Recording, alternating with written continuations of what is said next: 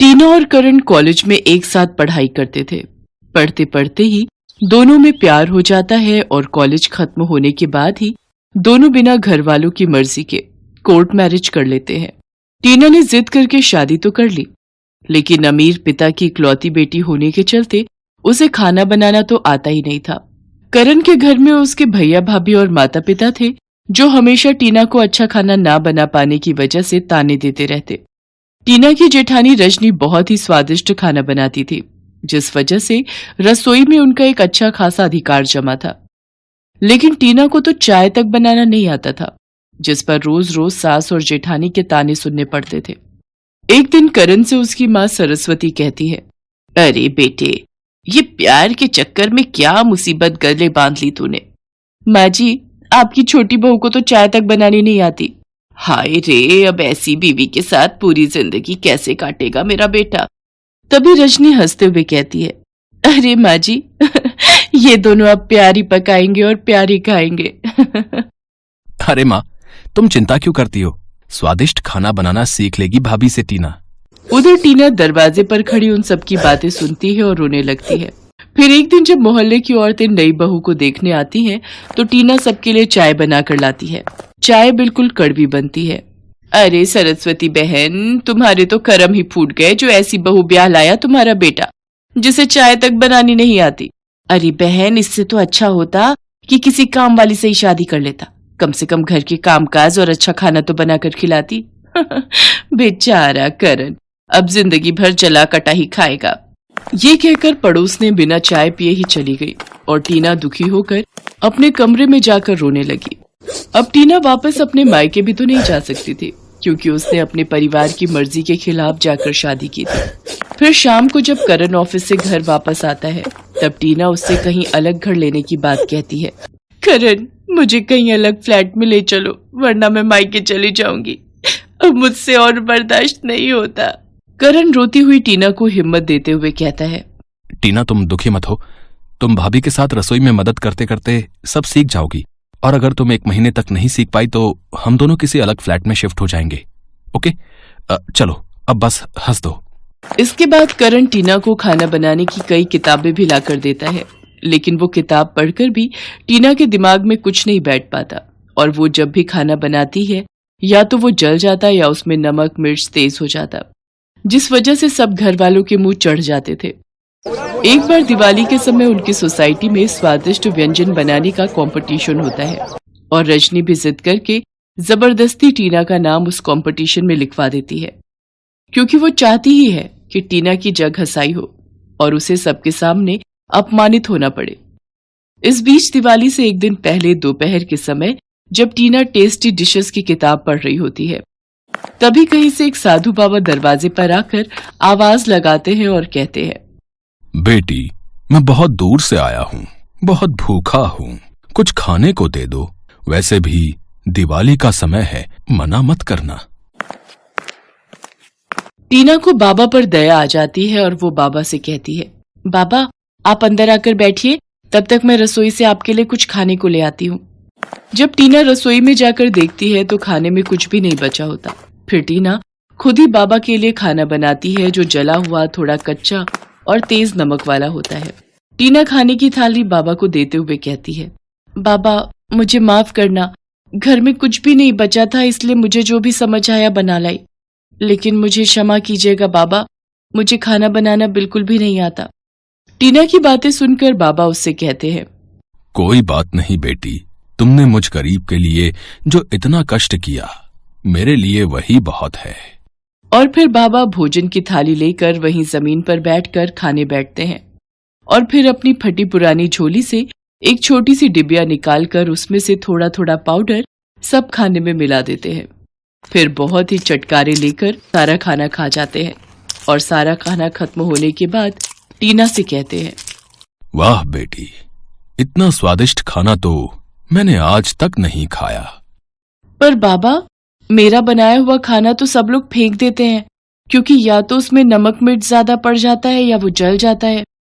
इस पर बाबा ने अपनी झोली से वही डिबिया निकालते हुए कहा, बिटिया, आज से तुम्हारी समस्या का समाधान ये जादुई चाट मसाला की डिबिया है।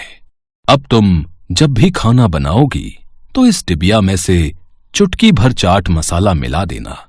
फिर देखना तुम्हारा बनाया खाना सब लोग कैसे उंगलियां चाट कर खाते हैं। टीना बाबा की बात सुनकर खुश हो जाती है, पर फिर सोचते हुए कहती है, बाबा इस डिबिया में जो चाट मसाला है वो तो 2 दिन में ही खत्म हो जाएगा, फिर मैं क्या करूंगी? बेटी, इस डिबिया में जादुई चाट मसाला है। इससे तुम जितना भी खर्च करो ये डिबिया कभी खाली नहीं होगी। बस इसे सबकी नजर से छुपा कर रखना। इतना कहकर बाबा वहां से चला जाता है और टीना वो डिबिया अपने बेडरूम की अलमारी में रख देती है और सास से जाकर कहती है, माँ जी आज रात का खाना मैं अकेले ही बनाऊंगी। इस पर सरस्वती उससे कहती है, क्यों छोटी बहू, दिवाली के दिन हम सबका मुंह कड़वा करना चाहती हो? ये बात सुनकर रजनी हंसने लगती है। माँ जी अब जाने भी दो, इतने दिनों से तो इसके हाथ की जली कटी खा ली, तो एक बार और से। वैसे कल तो मैं ही बनाऊंगी सारा खाना स्वाद से भरा। अपनी जेठानी और सास के ताने सुनने के बाद टीना वहां से चुपचाप रसोई में चली जाती है और खाना बनाने लगती है। रात में जब सब खाना बन जाता है तो टीना अपनी अलमारी से वो जादुई चाट मसाले की डिबिया लेकर सब खाने में चुटकी भर मिला देती है। खाने में वो पाउडर मिलते ही बहुत ही स्वादिष्ट खुशबू आने लगती है। इसके बाद टीना सबको खाना परोसती है। सब लोग इकट्ठे बैठकर खाना खाते हैं। वाह छोटी बहू, आज तो तुमने बड़ी बहू का रिकॉर्ड भी तोड़ दिया, बहुत ही स्वादिष्ट खाना बनाया है तुमने। इसके बाद टीना के जेठ जी भी उसकी तारीफ करते हुए कहते हैं, अरे वाह, ये तो कमाल ही हो गया है। इतना टेस्टी खाना तो मैंने आज तक नहीं खाया भाई। और फिर सभी ने दिल खोलकर टीना के खाने की तारीफ की। लेकिन रजनी सबकी बातें सुनकर जल भुन रही थी। और अगले दिन सुबह पाक कला कॉन्टेस्ट था, जिसमें सोसाइटी की सभी नई बहुओं ने हिस्सा लिया और सबसे स्वादिष्ट व्यंजन बनाने का फर्स्ट प्राइज मिला टीना को। आज टीना के साथ साथ करण और उसका पूरा परिवार बहुत खुश था और सभी पड़ोसियों ने भी उसकी तारीफ के पुल बांधे, जो पहले टीना का मजाक उड़ाया करते थे। अपनी पत्नी की सफलता देख करण भी बहुत खुश होता है और वो अपनी बीवी को गले लगा लेता है और खुशी खुशी उसके साथ अपने ही घर में रहता है। सोनपुर गांव में केशव नाम का एक गरीब मजदूर रहता था। मजदूरी का काम मिल जाए तो परिवार का पेट भर जाए, नहीं तो परिवार रूखी सूखी खाकर ही सो जाता था। एक दिन, सुनो जी, तुम एक काम क्यों नहीं करते? इस गांव में तो कोई काम मिलने से रहा। तुम वो पहाड़ी के पार वाले गांव में भी तो जाकर कोई काम ढूंढ सकते हो, शायद कोई काम मिल जाए। पर कमला, उस पहाड़ी का रास्ता बहुत खराब है, ज्यादातर सुनसान ही रहती है पहाड़ी। पर कुछ तो करना पड़ेगा जी, बच्चों को कब तक रूखा सूखा खिलाते रहेंगे? कोशिश तो करनी ही पड़ेगी ना जी। ठीक है कमला, मैं कल सुबह ही दूसरे गांव के लिए निकल जाऊंगा, ठीक है, ताकि समय से वापस आ सकूं। कमला अगले दिन केशव को कुछ भुने चने और गुड़ बांध कर देती है। सुनो, ये कुछ भुने चने और गुड़ लेते जाओ, रास्ते में भूख लगेगी तो खा लेना। केशव मजदूरी करने के लिए दूसरे गांव निकल पड़ता है। वो उस पहाड़ी के रास्ते चलता जाता है। आधे रास्ते चलने पर केशव थक जाता है। वो सोचने लगता है, थोड़ी देर यहीं इस पेड़ के नीचे आराम कर लेता हूँ, फिर आगे बढ़ूंगा। अरे कमला ने ये भुने हुए चने और गुड़ दिया था, थोड़े खाकर भूख मिटा लेता हूँ। केशव जैसे ही चने और गुड़ खाने लगता है, एक चींटी उसके पास आती है। भैया, क्या थोड़े से गुड़ और चने मुझे दे सकते हो? मैं और मेरी बहनें भूखी हैं, हमने बहुत दिनों से कुछ नहीं खाया है, तुम्हारी बड़ी मेहरबानी होगी। हाँ हाँ, ये लो, तुम इन गुड़ और चनों से अपना और अपनी बहनों का पेट भर लो। चींटी खुशी खुशी वो गुड़ और चने अपनी बहनों को खिलाती है। जैसे ही चींटियां गुड़ और चने खाती हैं, देखते ही देखते वो सब सुंदर परियां बन जाती हैं। केशव ये सब देखकर हैरान रह जाता है। शुक्रिया रागी, आज तुम्हारी वजह से हम श्राप से मुक्त हो गई। हम परी लोग से धरती पर घूमने निकली थी। इस पेड़ के नीचे एक महात्मा भोजन कर रहे थे। हमने भूल से उनके भोजन में कंकड़ फेंक दिए, जिससे उन्होंने हमें चींटी बना दिया और श्राप दिया कि जब तक कोई राहगीर हमें भोजन नहीं देगा, हम अपने असली रूप में नहीं आ पाएंगी। पर तुम इस पहाड़ी पर कैसे? यहाँ तो कोई नहीं आता जाता। केशव परियों को सारी आपबीती सुनाता है, जिसे सुनकर परियां भी बहुत दुखी होती हैं। वो केशव से कहती हैं, तुम चिंता मत करो केशव, तुमने आज हमारी सहायता की है, इसलिए हम भी बदले में तुम्हें कुछ देना चाहते हैं। ये जादुई चूल्हा है, इस पर बर्तन रखते ही ये जल उठेगा और तुम जो भी कुछ खाने को मांगोगे बर्तन में पक जाएगा। मैं तुम्हें एक मंत्र बताती हूँ। जैसे ही तुम एक थी दुल्हन एक था दूल्हा, बंद हो जा जादुई चूल्हा बोलोगे, चूल्हा खाना पकाना रोक देगा। केशव को जादुई चूल्हा देकर परियां अपने लोक में वापस चली जाती हैं। केशव वो चूल्हा लेकर खुशी खुशी घर वापस आ जाता है। अरे तुम तो बहुत जल्दी वापस आ गए, और ये चूल्हा कैसा? अरे कमला रुको, मैं तुम्हें एक जादू दिखाता हूँ। तुम एक पतीली लेकर आओ। हाँ। कमला एक खाली पतीली लेकर आती है। केशव पतीली को जादुई चूल्हे पर रखता है और चूल्हा जल उठता है। केशव दाल बोलता है और पतीली दाल से भर जाती है। केशव एक एक करके चूल्हे पर बर्तन रखता जाता है और मिनटों में सारा खाना बनकर तैयार हो जाता है। ये देखकर कमला और बच्चे बहुत खुश होते हैं। देखा कमला, मिनटों में सारा खाना इस चूल्हे पर तैयार हो रहा है। और कुछ चाहिए तो बोलो। बस बस, अभी इतना बहुत है हमारे लिए। ठीक है, मैं इस चूल्हे को अब बंद कर देता हूँ।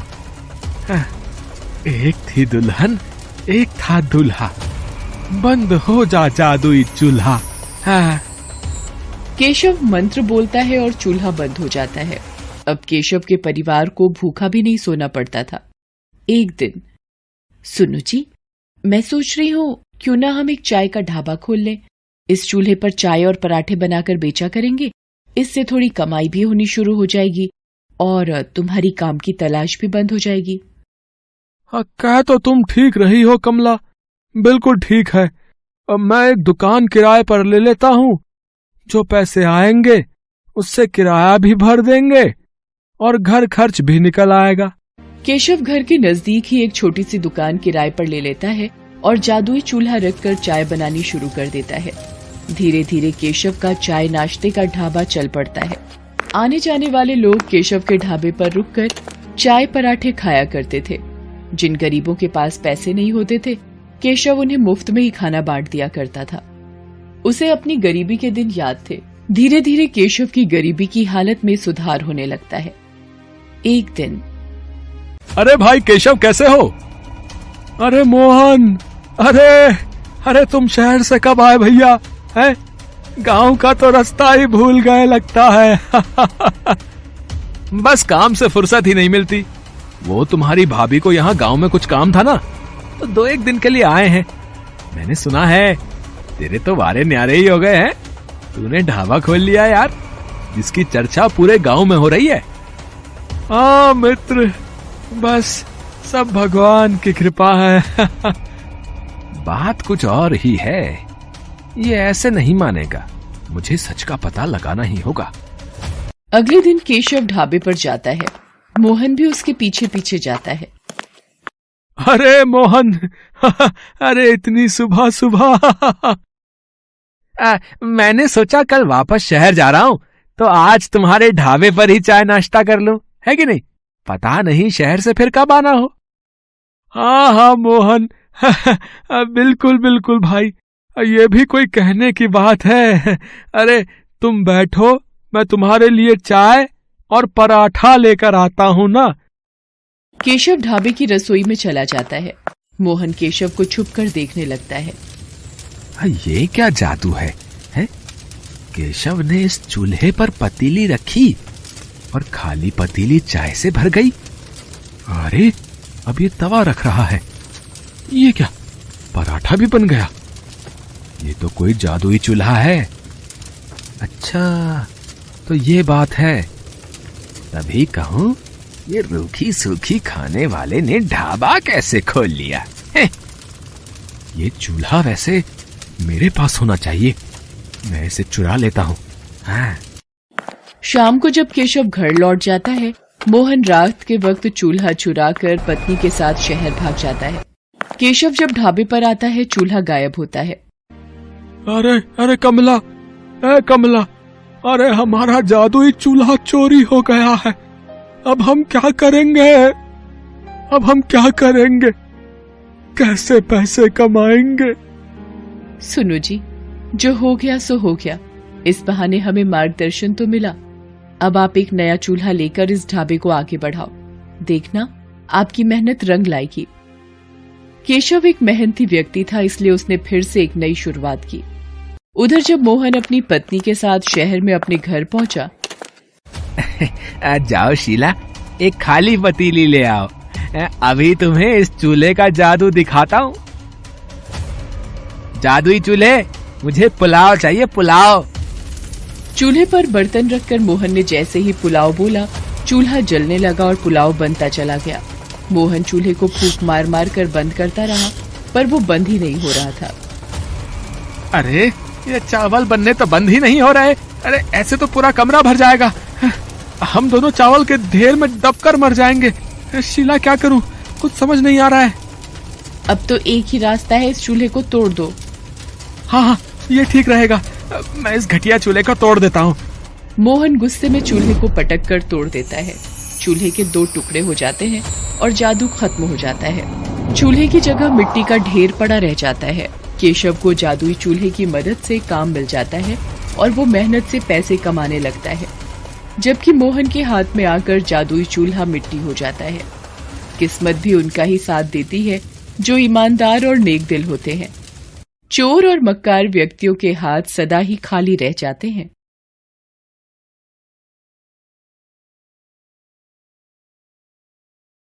अर्जुन ने जैसे ही अपनी माँ से उषा और अपने प्यार का जिक्र किया, तो मॉडर्न सोसाइटी में उठने बैठने वाली माँ उनके प्यार के लिए राजी नहीं होती और वो ये सुनते ही भड़क जाती है।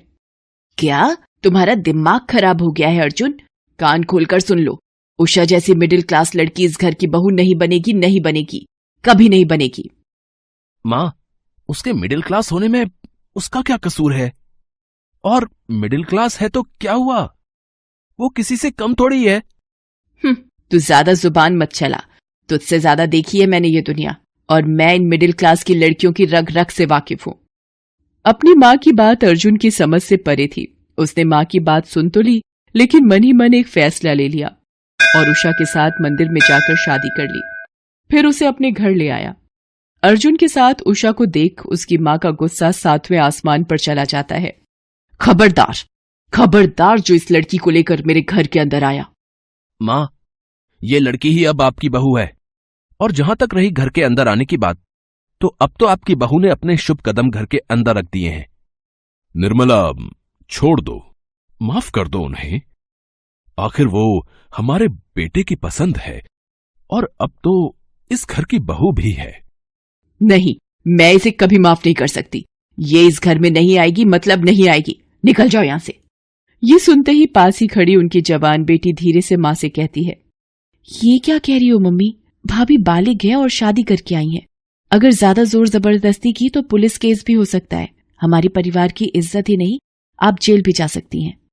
अपनी बेटी की बातें सुनकर माँ घबरा जाती है। तो क्या करूं? इस 2 कौड़ी की मिडिल क्लास लड़की को घर की मालकिन मान लूं? तुम भी ना माँ, मैंने ऐसा तो नहीं कहा। बस अभी इस लड़की का पलड़ा भारी है, लेकिन ज्यादा दिन तक रहेगा नहीं। हम ऐसी चाल चलेंगे कि ये ज्यादा दिनों तक यहाँ टिक नहीं पाएगी। बेटी की बात सुनकर माँ खामोश हो जाती है और रात भर बेटी के साथ प्लानिंग करती है। दूसरे दिन जब बहू पहली बार खाना बनाने जाती है तो माँ बेटी प्लानिंग करती है। मम्मी, भाभी आज पहली बार खाना बनाने जा रही है और आप तो जानती है ना पापा का नेचर। उन्हें अच्छा खाना पीना कितना पसंद है। अगर जरा सा खाने में कमी हुई नहीं कि उनका मुंह फूल जाता है और फिर वो उसी खाने के बेस पर खाना बनाने वाले को भी जज करने लगते हैं। बिल्कुल, तभी तो मैं तुम्हारे पापा के खाने से कोई कॉम्प्रोमाइज नहीं करती। बस तो आज भाभी के खाने के साथ ऐसा तिकड़म करेंगे कि भाभी का फर्स्ट इम्प्रेशन ही पापा के सामने खराब हो जाएगा। और आप तो जानती हैं कि first impression is the last impression. उसके बाद बेटी शक्कर के पाउडर का पैकेट निकालते हुए कहती है, ये देखो मम्मी, ये शक्कर का पाउडर है, इसे नमक के डिब्बे में डाल दो। भाभी इसे नमक समझकर दाल और सब्जी में डाल देंगे और फिर ये शक्कर अपना ऐसा कमाल दिखाएगा कि पापा के सामने भाभी और भैया दोनों की बोलती बंद हो जाएगी। ये कहती हुई दोनों खिलखिलाकर हंसती हैं और सास जाकर नमक के डिब्बे में पिसी हुई शक्कर डाल देती है। बहू खाना बनाते वक्त उसे नमक समझकर दाल और सब्जी में डालती है। सब्जी और दाल खाते ही ससुर भड़क जाते हैं। बहू, ये कैसा खाना बनाया है? मीठी दाल, मीठी सब्जी। ये दाल सब्जी बनाए हैं या मिठाई? चीनी क्यों डाला खाने में? चीनी? नहीं पापा जी, मैंने तो नमक ही डाला था। तो क्या मैं झूठ बोल रहा हूं? खुद ही टेस्ट कर लो और बताओ, इसमें शक्कर है या नमक? मुझसे बहुत बड़ी गलती हो गई थी कि मैंने मेरी बीवी की मर्जी के खिलाफ तुम्हारा साथ दिया। मम्मी ने तो पहले ही कहा था, बस आप ही बहू बहू कहकर अपना प्यार लुटा रहे थे। और कहाँ गया ये अर्जुन? बड़ी डींगे हाँक रहा था कि उषा मिडिल क्लास की है तो क्या हुआ, वो किसी से कम तो नहीं है। मैं तो कहती हूँ इसे अभी इसी वक्त इसके घर भेज दो, पहले जाकर घर से कुछ सीख तो आए। नहीं नहीं पापा, मुझे माफ कर दो, अभी अभी घर में आई हूँ, शायद डब्बे पहचान नहीं पाई कि कौन से डब्बे में नमक रहता है, कौन से में शक्कर। हाँ हाँ, अब कहो कि मुझे तो दिखता भी नहीं, मैं सब समझती हूँ, तुम जैसे मिडिल क्लास लोगों की चाल को। अरे शांत रहो, शांत। तुम्हें तो बस मौका मिलना चाहिए और तुम नॉन स्टॉप शुरू हो जाती हो। शायद बहू ठीक कह रही है, ऐसी गलती हो सकती है, हमें इसे एक मौका और देना चाहिए। दूसरे दिन जब वो फिर खाना बनाती है तो पहले ही शक्कर का डिब्बा हटा देती है ताकि गलती ना हो, पर सास उससे भी ज्यादा चालाक निकलती है। वो चुपचाप आकर उसके खाने में ढेर सारा नमक और मिर्ची डाल देती है। बहू को कुछ भी पता नहीं होता। वाह, खाना दिखने में तो काफी लजीज लग रहा है, आज मैं जम के खाऊंगा। जम के खाओगे या जमा के बहू को सुनाओगे? और सचमुच खाते ही ससुर चिल्लाते हैं, बहू, ये क्या मजाक है? कल खाने में शक्कर ही शक्कर और आज नमक और मिर्च थोक के भाव में डाल दिया है तुमने।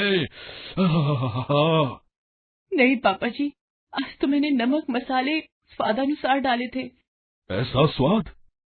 एक काम करो, तुम एक निवाला खुद टेस्ट करो। बहू जैसे ही एक निवाला मुंह में लेती है वो मुंह से फुर्र से निकाल देती है। वाह क्या स्वाद है, खाते ही मुंह से बाहर आ गया। बहू, तुम्हें खाना बनाना नहीं आता तो तुम बोल क्यों नहीं देती? कोई जबरदस्ती नहीं है। निर्मला, कान खोलकर सुन लो, कल से मुझे ऐसा खाना खिलाया तो मैं घर छोड़कर चला जाऊंगा। पापा, ये आप क्या कह रहे हैं? अरे आप क्यों घर छोड़कर जाएंगे? जिन्हें जरा भी शर्म हो वो छोड़कर जाएं ये घर। बहू की समझ में नहीं आता है कि उसके साथ क्या हो रहा है, लेकिन उसे ये जरूर पता लग गया था कि इस घर में उसकी राह आसान नहीं है और उसकी जिंदगी में जब भी कोई ऐसी परिस्थिति आती थी जहां उसकी राहें उसे मुश्किल लगती थी, वो अपने गुरुजी के पास जरूर जाती थी। गुरुजी बहुत ही पहुंचे हुए और दयालु किस्म के आदमी थे। उसने वहां जाकर उन्हें सारी बातें बताई। बाबा, मेरी तो कुछ भी समझ में नहीं आ रहा है। पर मेरी समझ में आ गया है बेटी। उसके बाद बाबा अपनी झोली से एक पुड़िया निकालकर उसे देते हैं। ये जादुई मसाला है, इसे तुम जिस खाने में भी डालोगी उसका स्वाद अपने आप अच्छा और स्वादिष्ट हो जाएगा। लेकिन याद रखना, कुछ भी बनाते वक्त जैसे तुम सोचोगी बनने वाली चीज का स्वाद वैसा ही हो जाएगा। सच बाबा? हाँ, पर जो तुम्हारे साथ चालाकी करेगा उसकी थाली में उसी खाने का स्वाद वैसा ही आएगा जैसा कि उसने तुम्हारे साथ चालाकी करते वक्त सोचा होगा। इधर उसके ससुराल में सास और ननद सोच रही थी कि बहू घर छोड़कर चली गई है। वो मन ही मन खुश हो रहे थे, लेकिन दोपहर तक बहू वो जादुई मसाला लेकर अपने ससुराल आ गई। उसे देखकर सास और ननद ने अपना मुंह फेर लिया, लेकिन बहू ने इस बात की परवाह किए बगैर अपने ससुर से एक बार और अपने हाथ का बना खाना खाने की रिक्वेस्ट की। ससुर पहले तो नाना कहते रहे, लेकिन बाद में मान गए। शाम को बहू खाना बना रही होती है और एक पल के लिए किचन से बाहर जाती है कि तभी सास आकर खाने में मसाला, मिर्च और नमक किलो के हिसाब से डाल देती है। ये तेरा आखिरी दिन होगा इस घर में, तो कौड़ी की लड़की, अब तुझे कोई नहीं बचा सकता। सास के जाते ही बहू आती है और उसमें पुजारी बाबा का जादुई मसाला डालते हुए कहती है, खाना खूब स्वादिष्ट हो जा। उसके बाद खाना लाकर जब वो डाइनिंग टेबल पर लगाती है तो ससुर को खाते देख सास धीरे से अपनी बेटी से कहती है, देखना बेटी, अभी एक निवाला खाते ही तुम्हारे पापा ज्वालामुखी की तरह फटेंगे। वाह, क्या खाना बनाया है। क्या बात करते हैं, मुझे तो नहीं लगता कि अच्छा है, एक दो निवाले और खाओ। 2-4 निवाले क्या, मैं तो पूरा खाना खा जाऊंगा। ये कहते हुए फटाफट काफी खाना खा जाते हैं। ये देख सास की आंखें फटी की फटी रह जाती हैं। हैं? ऐसा कैसे हो गया? अरे देख क्या रही हो निर्मला, तुम भी खाओ, बहुत बढ़िया है। ये सुनकर वो भी खाती है और उसे बड़ा ही गंदा स्वाद आता है। पूरा खाना वो फर्र से मुंह से बाहर निकाल देती है। छी, कितना गंदा खाना है। ये सुनकर बहू समझ जाती है कि आखिर इतने दिनों से उसके साथ ये सब कर कौन रहा था। इधर ससुर जी भी अपनी पत्नी को इस तरह खाना उगलते देखते हैं तो ऐसा कैसे हो सकता है निर्मला, भला खाने का स्वाद मुझसे ज्यादा कौन जान सकता है। ये लो चखो। कहते हुए अपनी थाली का निवाला खिलाते हैं तो सास को स्वादिष्ट लगता है। अरे हाँ, ये तो वाकई स्वादिष्ट है। फिर तुम्हारी थाली का क्यों नहीं है? वो भी तो इसमें से बहू ने परोसा है। तो आप भी मेरी थाली का खाकर देखो। ये सुनकर ससुर खाते हैं तो उन्हें स्वादिष्ट लगता है। ये तो बिल्कुल मेरी थाली के खाने जैसा ही है। मैंने पहले ही कहा था, अब चुपचाप खाओ इसे और बिना मतलब मीन मेख निकालना बंद करो। वो जैसे तैसे एक निवाला खाती है, फिर फुर्र से उड़ाती है। ये देख पति को गुस्सा आता है और वो अपनी जगह से खड़े होकर चीखते हैं, ये क्या बदतमीजी है, मैं ये बर्दाश्त नहीं करूंगा। सुनते ही रोती हुई वो उनके पैर पकड़ लेती है और उन्हें सारी बात सच सच बता देती है। निर्मला, कोई तुम्हारे या तुम्हारी बेटी के साथ ऐसा करता तो? बेचारे हमारे बेटा बहू एक दूसरे से इतना सच्चा प्यार करते हैं और तुम। माफ कर दीजिए मुझे, माफ कर दीजिए। आज मुझे पता चल गया कि सच्चे प्यार का साथ ऊपर वाला भी देता है। आज के बाद मैं इसे अपनी बहू नहीं, बेटी बनाकर रखूंगी। ये सुनकर सभी खुश हो जाते हैं। हेलो दोस्तों, कैसे हैं आप सब? हमारी कहानियां देखने के लिए हमारे चैनल को सब्सक्राइब कीजिए और हाँ, बेल आइकॉन पर क्लिक करना मत भूलिएगा।